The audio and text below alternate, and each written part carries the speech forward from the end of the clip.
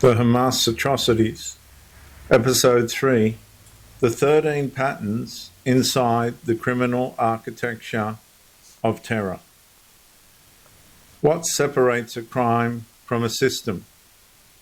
One isolated act can be explained by one individual.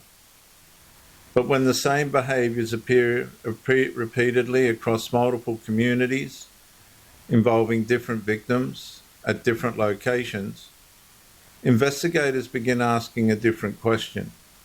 Was there an identifiable pattern?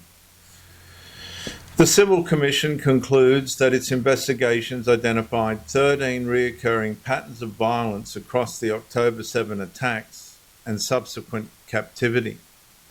Rather than viewing each incident in isolation, the report analyses the recurring behaviours as evidence, requiring examination as part of an alleged criminal architecture of terror.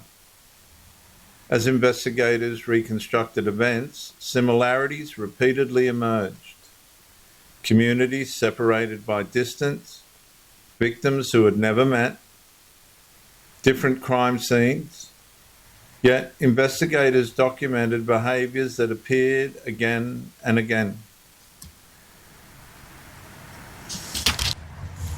According to the report, these recurring patterns included deliberate attacks against civilians, hostage-taking, sexual and gender-based violence, humiliation, forced exposure, torture, violence directed at families, abuse during captivity, post-mortem abuse, and the recording and dissemination of violence for psychological effect.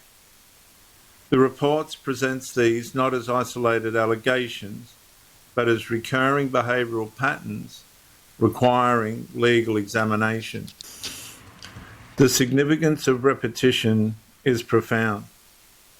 When behaviour recurs independently across multiple locations, investigators no longer ask only who committed individual crimes.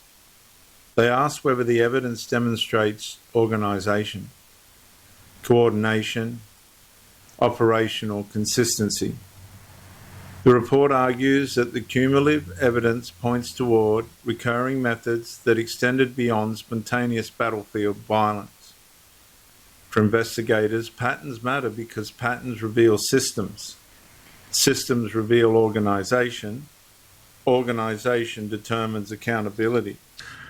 This documentary therefore follows the evidence one pattern at a time because understanding the architecture is essential to understanding the atrocities themselves. Individual crimes reveal individual offenders.